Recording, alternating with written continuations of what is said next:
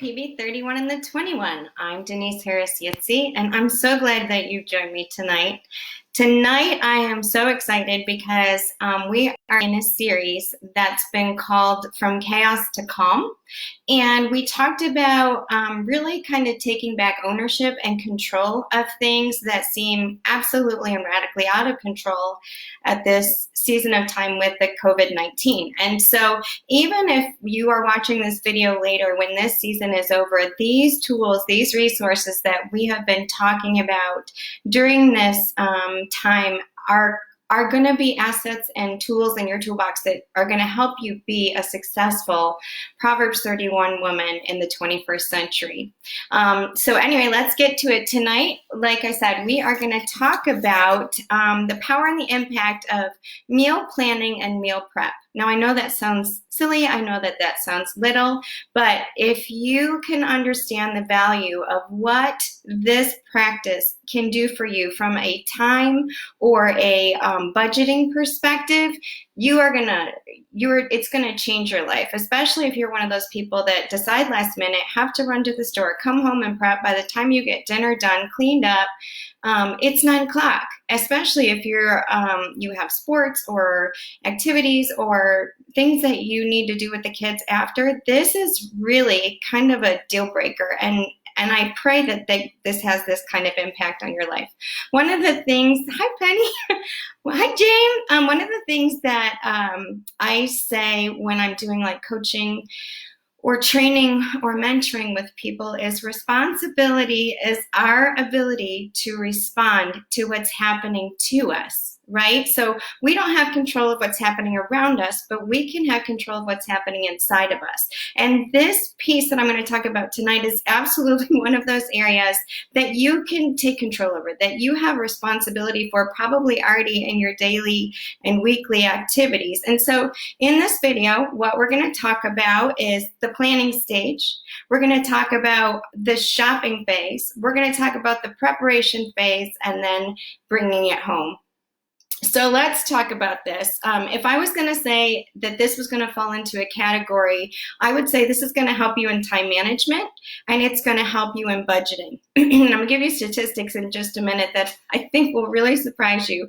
But with that, I just want to start by saying you have to make this your own. Now, there are things that my family ate that I'm going to reference, and I'm going to give examples for, that may not even be palatable to you. So you have to make this your own, but you can, okay? The second thing is, it's never too early to begin. If you don't have a family yet, if you're single and you're just trying to get your life under control, you're trying to establish good habits, this is like one of those powerful things that you'll be able to have for the rest of your life, no matter the craziness or the mania that comes. If you can get this right from now, if you can establish these habits right now, it's going to help you in the long term.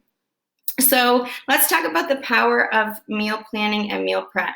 So phase one is the planning phase. And what do I mean by the planning phase? Well, if you saw the registration for this event, it had a sample meal plan on there. And it was pretty simple. You can find them pretty in depth. They have breakfast, lunch, and dinner. But the one I did just had Monday through Friday, and then I had a grocery list on the side. And so in the planning phase, you want a resource that works for you. There are several templates that can be found online. However, if you don't have access to a printer, or this is going to be way too overwhelming, you're just like, hey, listen, it's a big deal that I'm even writing down what we're going to have for a week, let alone go into the whole, go find a template and print it out. So I would say a great idea to begin is just get a spiral notebook and write the week on it at the top.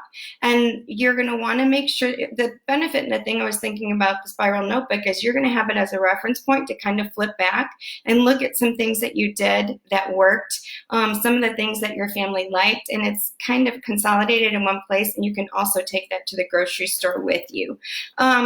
So with that, you're going to want a meal planner. So there's two things that you're going to need, no matter if you go print a fun template or if you use a notebook, you're going to need two things inside of either of those. The first one is you're going to need your meal planner. So what are you actually going to have to eat? What are the meals going to be that you're going to prepare?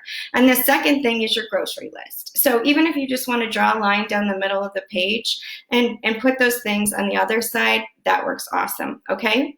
So phase 2 is the planning stage. What do I mean by that? I would say in the early stages, start with the main course. Like if it's going to be overwhelming for you and you're not going to do it, you're going to procrastinate because you're like, I can't even imagine breakfast, lunch, and dinner. Breakfast and lunch sometimes are on autopilot. Dinner's a little bit more complex, especially at the pace of the day, at the end of the day. So what I would say is start with deciding your main course, okay? It's important that when you're planning to walk through each day of the week, you write out a map of sorts.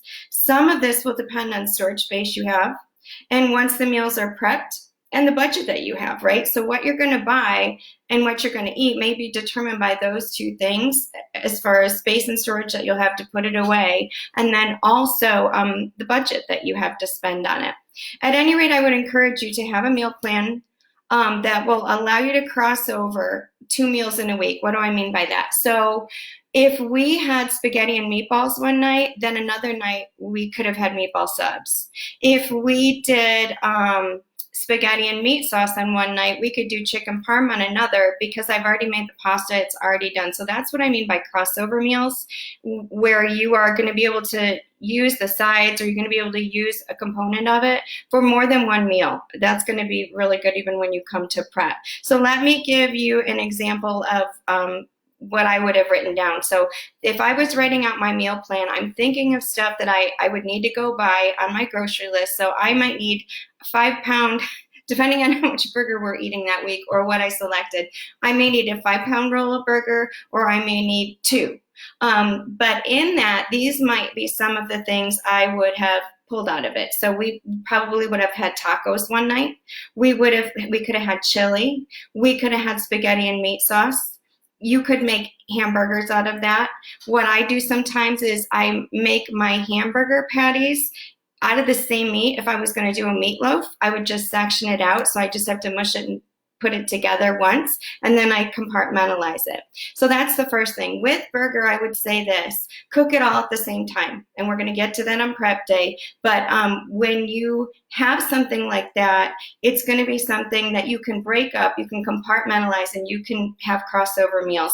I was talking to my sister-in-law, Penny, who's actually on this call right now, and she said that to me. I did a cooking. If you didn't see the cooking lesson on how to make chicken parmesan, I did that. It's on YouTube. It's on Facebook in my saved videos.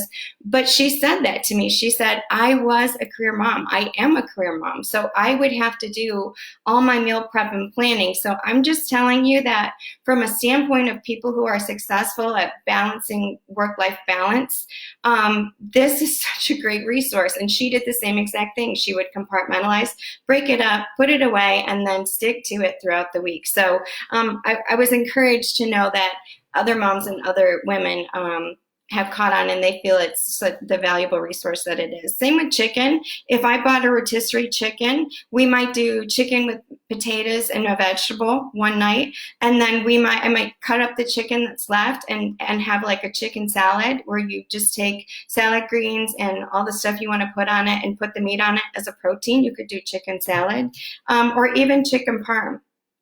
So I already talked about some of the crossovers, but based on the main course, so this is important, right? So the main course is kind of like the staple in each of those categories. So you have to pick that first.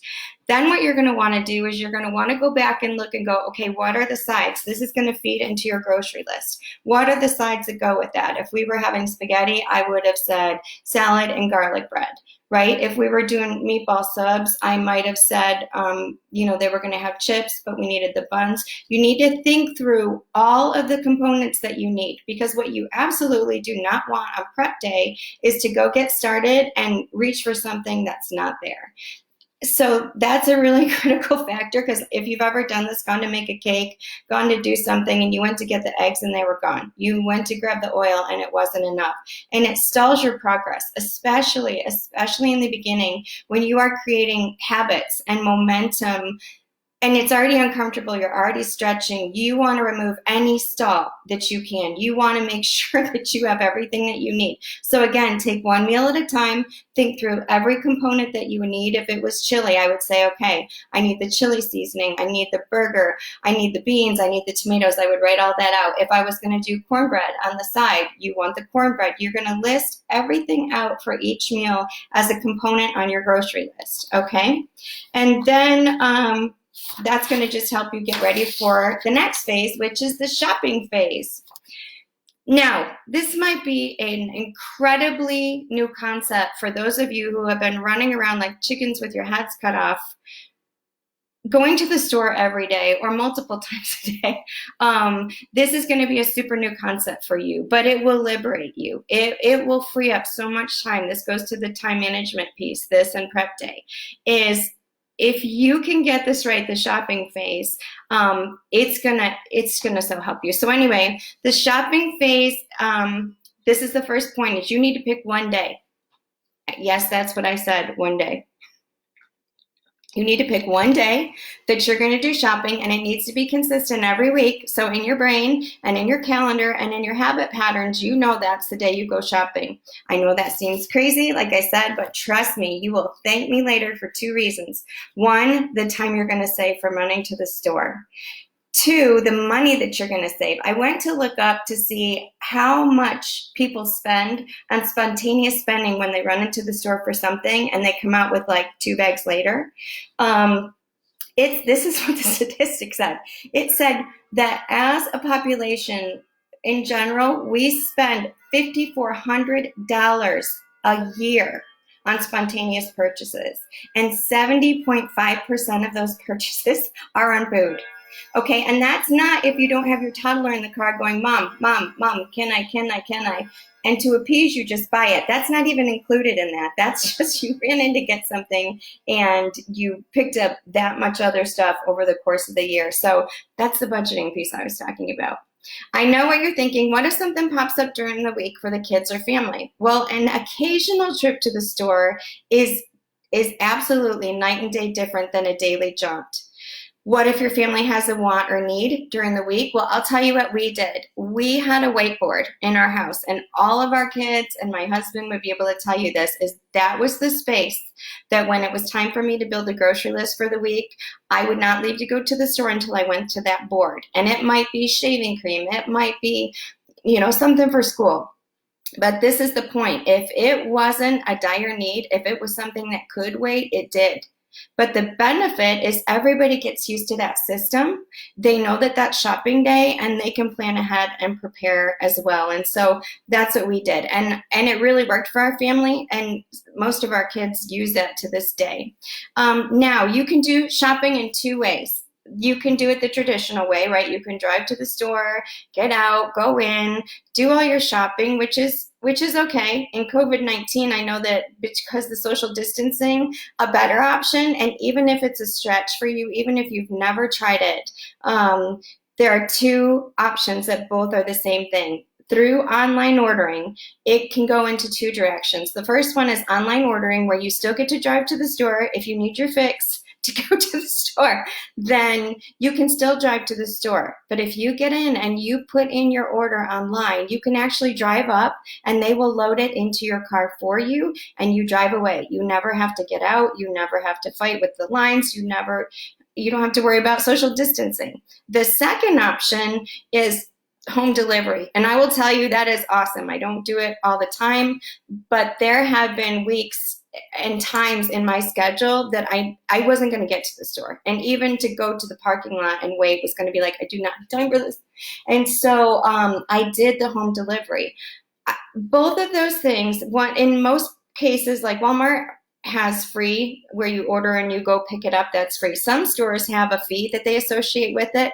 But even if they do, that fee is so nominal compared to the amount of money you're going to save in spontaneous spending that, like, you saved money. It's going to help you. But again, from a time management perspective, it is going to give you that option to order. Now, this is a very proactive action. Why am I saying that? Because most online orders, it's not like if you put in the order that day, you're going to be able to get it that day. Most places, you will have to put it in and then pick a time in the future, whether it's tomorrow or a few days from now, where either you're going to have your pickup or you're going to have them deliver it to the house.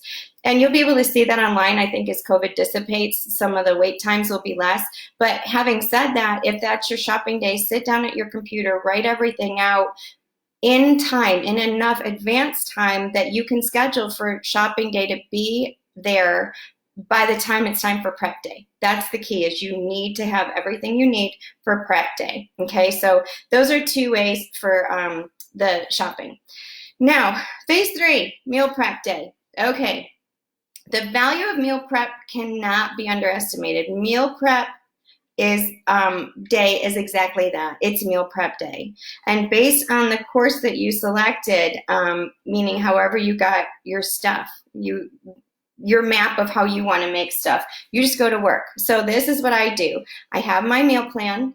We're talking about the main courses in most places, right? Because the salad you can leave in the fridge, the sides you're going to have there. Garlic bread you would just pull out of the freezer the night of.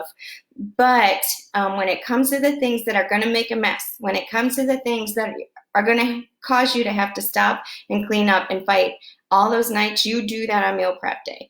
And so what I do is, I'll give you an example. So if I had burger, basically in our meal prep for that week, I would cook all the burger at once. And my sons and my husband have both done this for me, where they will literally stand at the oven and at the stove, and they'll chop up 3 to 5 pounds of burger, and they will cook it all down into that crumbly, like taco meat, right? That style. Now, at this stage, we haven't seasoned anything. All we've done is cook it all at the same time. Then after that piece of it is done, then you compartmentalize it into whatever you're going to have. So we will take a section of that and we'll put it in a dish, and that will become our taco meat. We'll take a section of that and we'll put it in the crock pot, and that will go into the chili. We'll take a section of that and put it into the meat sauce so that we can have the meat sauce, right? So see what I'm saying? It was one pan. You cooked everything at the same time as far as the burger, but then you compartmentalize it into the meals that you already had on your agenda, on the plan, okay? If I was doing the chicken, again, I do it all at the same time so that I have it compartmentalized and set aside, unless you do like a rotisserie where it's already prepared. The last tip that I would give you is, if you can, make more than you need for the week. If you know that you're going to have something next week where you're going to need that burger, don't just cook enough for this week's meals. Make it all and then freeze it and put it off to the side so that next week you may have less to do. But one of the things that I did, like I said, is if we did meatloaf, I would use the same burger for the meatloaf. So, right, it's not cooked up, it's all mushed up and put together. I would use the same burger for the meatloaf that I would do for like sliders. Or my kids would make meatloaf sandwiches. And so it falls in line. The benefit is some of these leftovers will become lunches.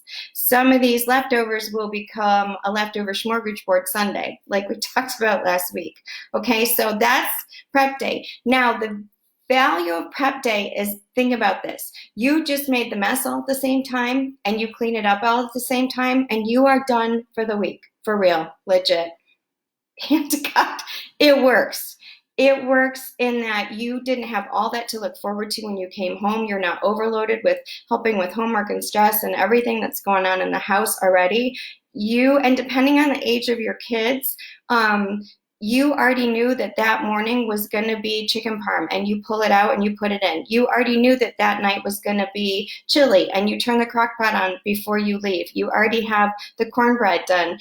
Those are the types of things. Guess what this makes go away? Because the last thing, phase 4, is post the meal plan for everybody to see. I said, bring me it home. Well, you want to put that where everybody can see, because guess what? What's for dinner? What's for dinner? What's for dinner? What's for dinner goes away. They know what's for dinner because they know where to go look.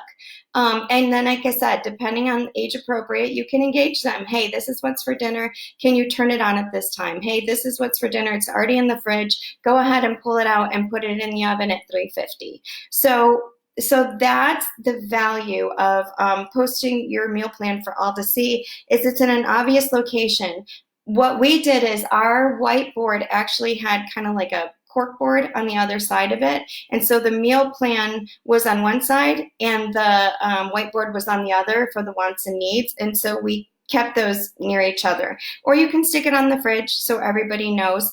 You don't have to be rigid to the list, just so that, meaning if it doesn't have to say Monday, Tuesday, Wednesday, just as long as that's what gets eaten throughout the week. If you want to flip Tuesday and Thursday or build in a pizza night somewhere, you can, but at least everybody knows and it's up there for them to see. So anyway, this was meal prep and planning, and I pray it was a blessing to you. I know that this is a tool in your toolbox that can change your life and really make it easier. So I pray that it helped you. Remember, at PB31 and the 21, you are the one that helped us reach across the table and around the world, one like, one share at a time. Please make sure you visit me on Instagram, Twitter, or YouTube. My YouTube channel will have the whole history of all the videos so that you can go back and see other things that I've done. But I look forward to seeing you next time. Bye.